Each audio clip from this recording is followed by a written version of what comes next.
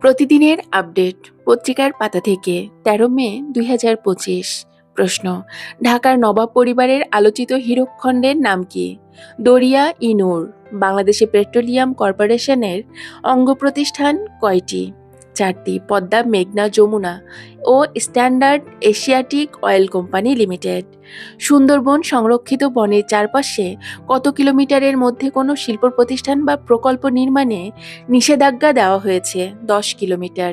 ব্যথামুক্ত স্বাভাবিক প্রসব পদ্ধতি প্রক্রিয়ার নাম কি? Epidural analgesia. সম্প্রতি তুরস্কের কোন সশস্ত্র সংগঠন নিজেদের বিলুপ্তির ঘোষণা দিয়েছে? Kurdistan workers party. বাংলাদেশ অর্থনৈতিক অঞ্চল কর্তৃপক্ষের নির্বাহী চেয়ারম্যান চৌধুরী আশিক মাহমুদ বিন হারুন। সম্প্রতি জাতীয় রাজস্ব বোর্ডে কয়টি বিভাগ সৃষ্টির অধ্যাদেশ জারি হয়েছে? ২টি।